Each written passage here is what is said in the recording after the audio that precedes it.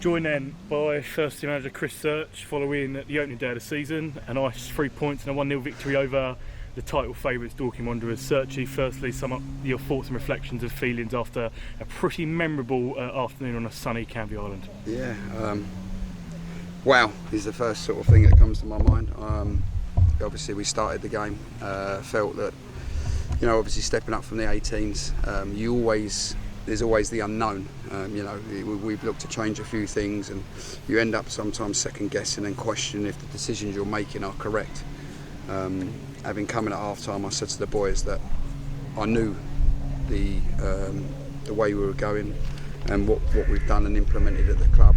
I knew at 0-0 at half time, I knew no matter what happened that we are making the right decisions, we're doing the right things, because we stayed competitive for 45 minutes with, as you say, probably champions elect in a lot of people's views. Obviously we come away at the end of the game obviously with a victory, and that's testament to the boys. You know, another clean sheet. The boys were dogged. They done everything we asked. You know, we had a very specific game plan which we stuck to. The boys bought into it. Little first 15 minutes maybe a little bit disjointed, shall we say, like out of possession. I felt we didn't have the shape that we certainly had in the second half, and then I thought we thoroughly deserved it overall in the context of the game. I think we defended obviously as you expect to defend. You expect in these games, you know, your goalie needs to perform, and did he perform? You know, like totally took pressure off us time after time after time, coming for crosses. Making key saves. You know, we rode our luck, which you're going to have to do. And then obviously the penalty save is testament to the big man. You know, I said to the boys, I said he's going to save it. I knew he was going to save it, and you aren't saving a better penalty than that. You know, against a well-known, prolific striker at this level. He's wrapped it tops, and Miles has got there and kept it out. So I'm absolutely flying. Really proud of the boys. Really proud.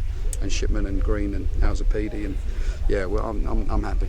You talked about the first 50 minutes being disjointed, and then I've certainly felt from behind the goal that we grew into the game. Was Definitely. That always the objective, to see kind of how Dorking set themselves up and then adjust accordingly? I think as I come into the game, I'll be honest, I come into the game thinking that we would maybe sit in a little bit more, having arrived at the ground, spoke with the coaching staff, and it was sort of thought that we maybe, first game of the season for them, maybe we could get at them a bit. I think maybe in hindsight that maybe wasn't the right thing to do. As I say, I think we rode our luck a little bit too much, you know. But you know, I say when we rode our luck, we had to defend, but we defended well. You know, I don't think they created clear-cut chances. You know, we defended well. We defended resolutely. You know, Aaron, Jaden, and Payne obviously had to come in today. They defended, put their bodies on the line, won their headers. They were immense. You know, for me, I watched Aaron a few. For me, it was Aaron's best game defensively that I've ever seen him play. I thought he was absolutely superb, like real leader today. Really, he showed a different side that I haven't seen in probably 20-30 games that I've watched him. I thought he was absolutely brilliant.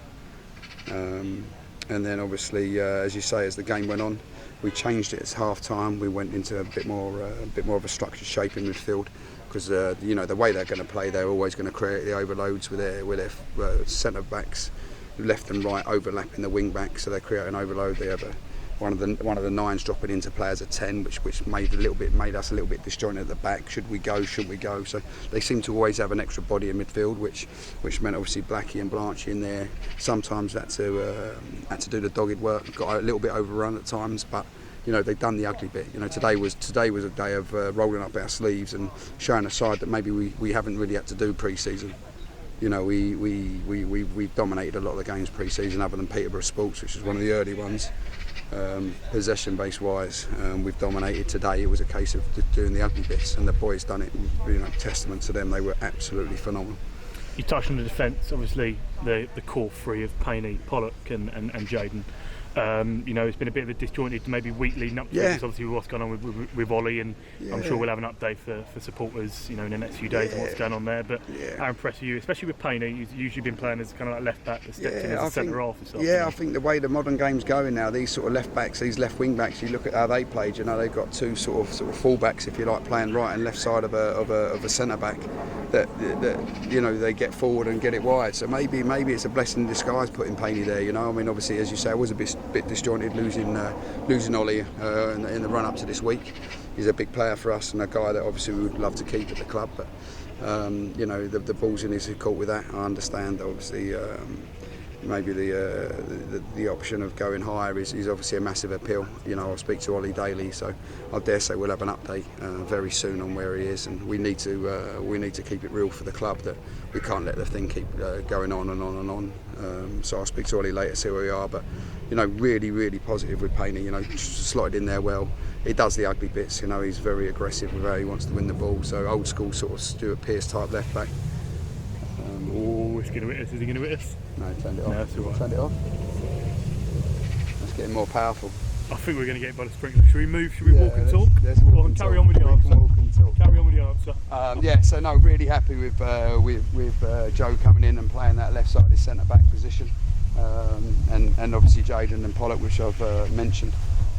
Popo meant he had to go onto the left side, and again, listen, I can't fault any single one of them boys, and also obviously the subs. You know, like, it's very much a team. We're good. Go on, carry on. It's very much a squad team philosophy that we're trying to get across. You know, there's 16 boys on the match day. We've probably got 18, 19 in the group as a squad, and it's important they all buy into where we're going. You know, it's a long season. We don't want to get a run in the way with where we are. We're going to enjoy today, and rightly so. You know, we deserve to enjoy that. You know, it's a big result for us. But you know, as the season goes on, we're going to have our ups and downs, and we've just got to make sure that we try and stay a little bit level-headed with that. Not too high, not too low. Yeah. Obviously, moving on, touched on defence, and you've touched on Miles, who's an absolute animal in goal this afternoon. Made a number of impressive saves and proves that his pedigree as a Premier League goalkeeper, or soon to be, I hope. Yes. But midfield-wise, you started with a mid three of Blanchy, of Greeny, and a Terry Butcher-esque looking Ryan Blackman after the first 20. How impressed were you with them three against Dorking are a very physical side, and you know, they put up a stern test for them, didn't they? Yeah, I think when you look at the game, I don't think we had the lion's share of possession by any stretch of the imagination. As I say, we had to do the dogged bits, and I think they've done that really well. You know, I don't think it was a game for us to dominate possession. You know, we will have games this season where we will dominate possessions, but we've got to pick and choose. You know, we've got to be realistic to where we are in the league and respect who we're playing. You know, Dorking are a very good side. You know, their pedigree speaks for itself. You know, we had to show a different side of where we are, and we're going to have to move. Let's walk the other way. Carry on. Yeah, we just had to show a different side to us. I mean, for me, Blackie's got it in abundance. Obviously, it's a slightly different side. You know, Blanchy's got it. You know, obviously Blanchy wants to be a front foot player, wants to play and get on the ball. You know, unfortunately, it wasn't one of them days, but he was exceptional today. You know, got on second ball, done his competing, won his headers. Yeah, I'm over the moon with every single one of them. Attacking wise, as you know, we'll probably move on to that. But attacking wise, Tammy's leading the line. He's got a spring in his step. I spoke to him before the game. He's smiling. His body language is excellent. And same goes for Lamar. You know, like, if Lamar gets firing on all cylinders, you know, we've got a very dangerous player. You know, he's frightening on his day. You know, he's an elite player at this level. Just started in a bit of detail in his goal scoring and whatever else, and all of these boys, I'm sure, will be able to kick on at some stage, but not too soon. I hope. I want them to enjoy, you know, a good season with us. See where we go. You know, and the ex-chairman, if you like, put a tweet out the other day saying that 50 points is the target. You know, 3 points today is a massive achievement for us and puts us well on our way to trying to get them 50 points. But we'll keep it real for now. We'll enjoy today, and the boys deserve to enjoy today. You know, 6 weeks pre-season just for this one day. You know, that was the focus always at the start. We come back on the 29th of June. The 14th of August was always the day. The 14th of August, no matter what happened in between, it was the focus for the 14th. And the boys got themselves in with the momentum behind them just to hit this day perfectly. And yeah, so proud of them.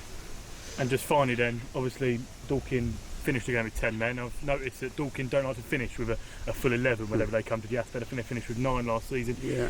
I obviously don't want to take it away from the boys, but do you think that the way we frustrated them may have caused that bit of anger there, where he ended up pushing Joseph over the barrier and stuff like that, didn't he? It was like a rugby tackle. No, it was a little bit of a shove. You know, I think respect to Dorking. You know, they come here, they obviously had a game plan and they stuck to it. You know, we tried to foil them.